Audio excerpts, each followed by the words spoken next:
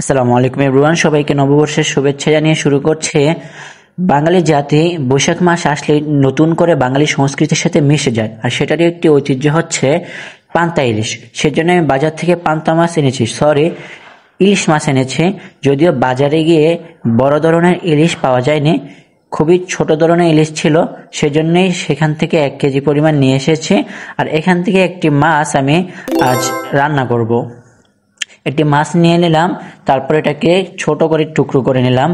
এখন এই মাছটাকে আমি সুন্দর করে ধুয়ে, তারপর হলুদ গুঁড়া, মরিচের গুঁড়া, তারপর অন্যান্য যেই লবণ আছে এগুলোর সাথে ভালো করে মিক্স করে এটা তেলে ভেজে নেব। এবং যেই লেজটা একটু বড় করে রেখেছি, যেহেতু আমি এই লেজটা দিয়ে ভর্তা বানাবো। কারণ আমি মাওয়াঘাটে যখন গিয়েছিলাম কয়েকবার, সেখানে লেজের ভর্তাটা আমার কাছে অনেক বেশি ভালো লেগেছিল। সেজন্যই আমি সেই লেজটা দিয়ে মাওয়াঘাটের স্টাইলে ভর্তা বানানোর চেষ্টা করব। যদিও আমাদেরটা তাদের মতো হবে না, তাও চেষ্টা করব। এখন আমি ফুটন্ত সরিষার তেলের মধ্যে এই মাছগুলো ভেজে নেব। মাছটা যখন এক পাশ হয়ে আসবে তখন এটা উল্টিয়ে অন্য পাশে দিয়ে দিব। আস্তে আস্তে করে এই মাছটা আমি ভেজে নেব। মাছটা অন্যদিকে আমি আলু ভর্তা বানানোর জন্য আমি কিছু আলু সিদ্ধ বসিয়ে দিয়েছি।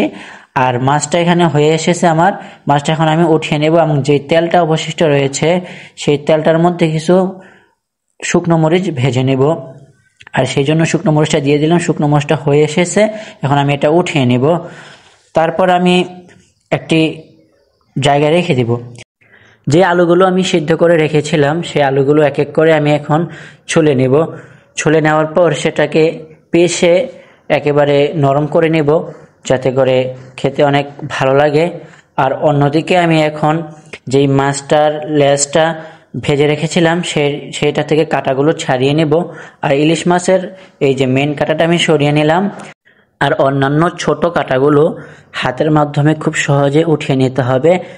আর লেজটা কিন্তু অনেক সেন্সিটিভ বিষয়, এর মধ্যে অনেক কাঁটা থাকে, এটাকে ভালোভাবে পরিষ্কার করে নিতে হবে। তারপর আমি এটাকে একটি ছেঁচুনির মাধ্যমে নিয়ে এটা ভালোভাবে ছেঁচে নিলাম। আমার এটা ছেঁচা হয়ে গেছে। এখন এর মধ্যে আমি পূর্ব থেকে পেঁয়াজ এবং মরিচ এবং সরিষার তেল দিয়ে মিক্স করা মশলাটা এর মধ্যে মাখিয়ে নিব। এটা আস্তে আস্তে করে খুব ভালোভাবে মাখিয়ে নিতে হবে। লেজ ভর্তাটা মাখানো আমার শেষ। এ পর্যায়ে আমি যে আলুর পেস্ট করে রেখেছিলাম সেটার মধ্যে অবশিষ্ট মশলাটা দিয়ে তারপর এটাকেও আস্তে আস্তে মাখিয়ে নেব।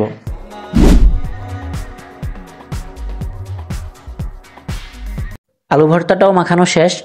তৈরি হয়ে গেল আমাদের বৈশাখ স্পেশাল পান্তা ইলিশ, আলু ভর্তা এবং লেজ ভর্তা। আমি এখন এটা পরিবেশন করব। আমি বেগুনি খাই না, কারণ আমার খুবই অ্যালার্জি, সেজন্য আমি এটা স্কিপ করেছি। আপনারা বেগুনি সহ সরিষা ভর্তা বা অন্যান্য ভর্তা মিক্স করতে পারেন।